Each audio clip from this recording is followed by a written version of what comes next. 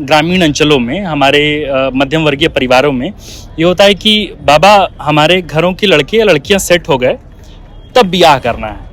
तो अब तो आप तो वार्ड का चुनाव भी लड़ ली, डेप्यूटी कलेक्टर भी हो गई, तो क्या पहले से ये टारगेट तय करके रखी थी कि डेप्यूटी कलेक्टर होने के बाद ही कुछ होगा, कि ये तय था मानक पहले से, या घर वालों ने पहले तय कर रखा? मैं साउथ का के पंचायत से वार्ड मेंबर, मैंने इलेक्शन लड़ा था और मैं एक वार्ड मेंबर हूँ। हाँ। तो जब मुझे उससे पहले मेरा प्रिपरेशन जेपीएससी के टुवर्ड्स मेरा कुछ भी फोकस नहीं था। तो अलीशा, आपने पहले वार्ड का चुनाव लड़ा, चुनाव आप जीती भी, और जीतने के बाद फिर आपने उस काम को छोड़ा और उसके बाद जेपीएससी की तैयारी? सर, मैं काम करते करते मैंने प्रिपरेशन किया और 2022 मई में इलेक्शन लड़ा था मैंने। हाँ। और फिर सितंबर लास्ट से मैंने प्रिपरेशन स्टार्ट कर दिया था। महिला सशक्तिकरण की बात होती है, लेकिन बहुत कम रिप्रेजेंटेशन हमें पॉलिटिक्स में, प्रशासनिक सेवा में देखने को मिलते हैं। आप दोनों जगह झंडा गाड़ के आई हैं। फैमिली इतना ज्यादा सपोर्ट की है तब हम इलेक्शन लड़ पाए, और फिर पंचायत भी सपोर्ट किए तब हम यहाँ मतलब वार्ड में हम जीत पाए। हाँ। और फिर हम अपना मेहनत दिखाए तो अभी हम यहाँ हैं, और जब हम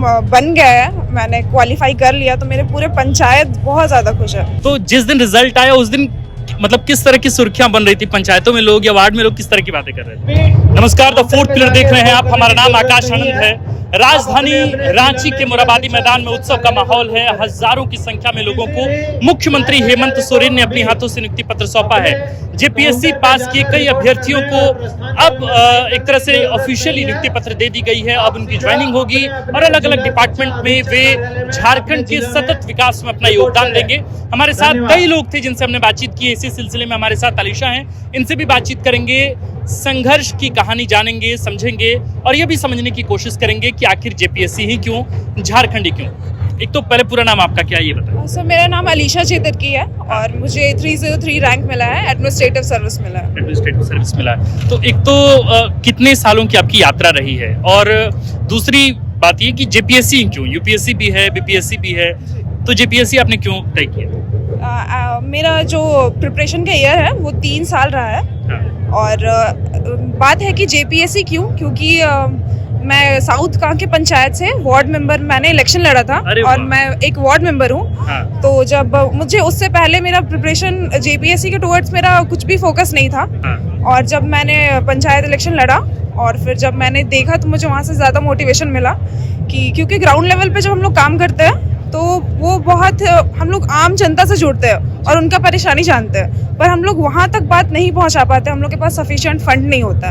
तो मुझे लगा कि हम उतने एलिजिबल है कि हम ऑफिसर भी बन सकते हैं। तो फिर मैंने पढ़ाई स्टार्ट की और फिर मैं अब यहाँ हूँ। तो अलीशा, आपने पहले वार्ड का चुनाव लड़ा, चुनाव आप जीती भी, और जीतने के बाद फिर आपने उस काम को छोड़ा और उसके बाद जेपीएससी की तैयारी? सर, मैं काम करते करते मैंने प्रिपरेशन किया। अरे बाप रे, तो कौन से साल में आपने वार्ड का चुनाव लड़ा? 2022 और 2022 मई में इलेक्शन लड़ा था मैंने। हाँ। और फिर सितंबर लास्ट से मैंने प्रिपरेशन स्टार्ट कर दिया था। तो ये तो बहुत अलग ही मामला है, मतलब ये तो बहुत अनोखा मामला है कि कोई इलेक्टोरल पॉलिटिक्स में है और इसके बाद सीधे वो प्रशासनिक सेवा में इसलिए आता है क्योंकि उसको लगता है कि एग्जीक्यूशन उस तरीके का नहीं हो पाता है। अब आप कहाँ बेटर फील करेंगी? अब आपको कहीं ऐसा तो नहीं लगा कि प्रशासनिक सेवा में आके ज्यादा कुछ नहीं कर पा रहे? यहाँ तो बहुत सारी बंदिशें हैं, फिर से कहीं राजनीति या विधानसभा या लोकसभा इस तरह की चीजें तो मन में नहीं?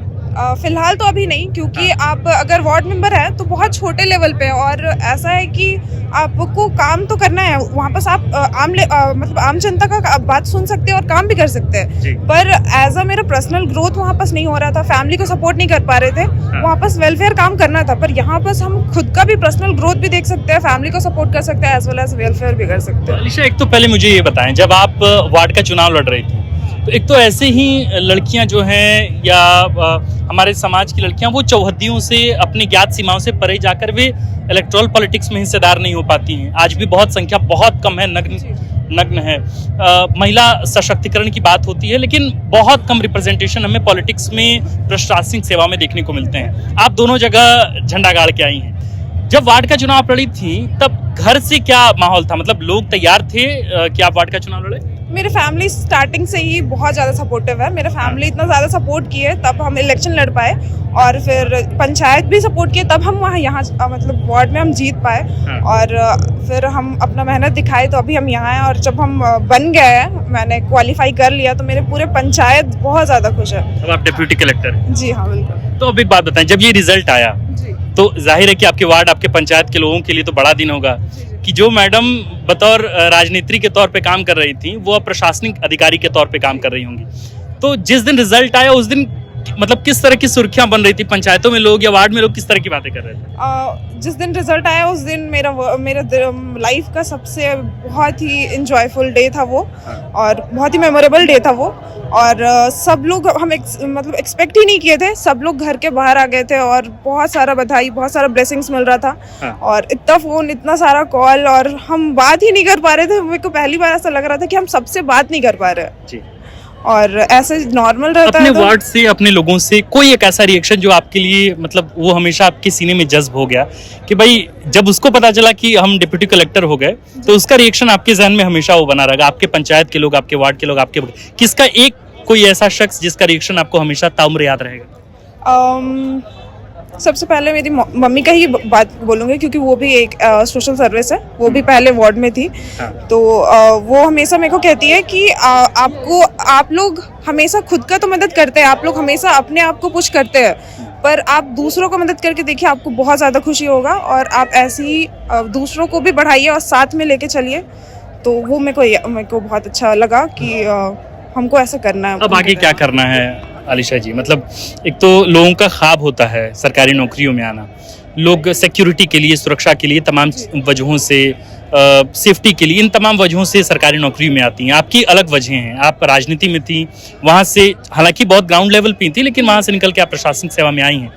अब क्या वजह रही है? मोटिवेशन सिर्फ यही था कि भाई सेवा करनी है, या फिर एक वो भौकाली, एक वो रौला भी रहता है कि भाई मतलब डिप्यूटी कलेक्टर हो गए, अधिकारी हो गए, सरकारी बाबू हो गए, तो उसका एक अलग रौला इसलिए भी? नहीं, ऐसा कोई बात नहीं है। बात ये है कि पावर सबको अच्छा लगता है। और जहाँ तक मेरा मानना है, मैं एक फीमेल कैंडिडेट हूँ, और जब मैं इलेक्शन लड़ी थी तब फीमेल रिजर्वेशन था वहाँ पर, तो और भी मेरे साथ भी, मेरे अपोनेंट में भी बहुत सारी खड़ी हुई थी। तो मेरे को बहुत अच्छा लगा कि मतलब सिर्फ हम नहीं है, और भी बहुत सारे लोग हैं।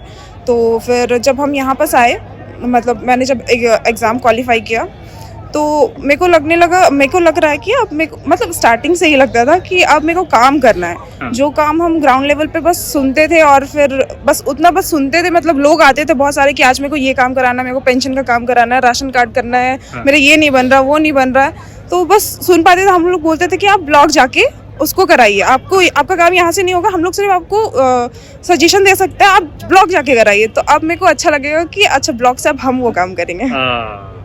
तो आलिशा, मतलब एक बात बता, जो ग्राउंड स्तर पे जो आपको जानकारियां हासिल हुई, जो अनुभव आपको मिला है, उसका कितना इस्तेमाल आप प्रशासनिक अधिकारी के तौर पर कर पाएंगे? आपको चूंकि होता क्या, बड़े अधिकारी निचले स्तर पे क्या चीजें चल रही होती है उनको पता नहीं होता, कॉकस या सिस्टम कैसे काम करता है, वो पूरा इकोसिस्टम कैसे रन करता है, उसके बारे में पता नहीं होता।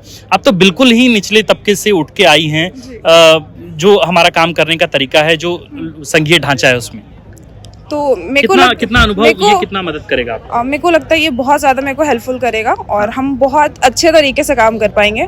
और ऐसा नहीं है कि मतलब मेरे को लगता है कि हम सारे कैटेगरी, या फिर फीमेल हो, या फिर बैकवर्ड क्लासेस हो, या फिर जो भी जैसा भी प्रॉब्लम है, हम उस पर सब तरफ देख सकते हैं। ऐसा नहीं कि मेरे को नहीं पता है उस बारे में, या फिर हम फोकस नहीं कर पा रहे। ऐसा नहीं है, मेरे को पता होगा कि अगर मेरे पास कुछ भी काम होगा तो मेरे को पता होगा, एक मेंटल मैप बनेगा कि हाँ, उसका क्या रीज़न है, या फिर क्या वहाँ पास हो रहा है। अच्छा, एक अमूमन क्या होता है ना कि हमारे ग्रामीण अंचलों में, हमारे मध्यम वर्गीय परिवारों में ये होता है कि बाबा, हमारे घरों की लड़के या लड़कियां सेट हो गए, तब ब्याह करना है।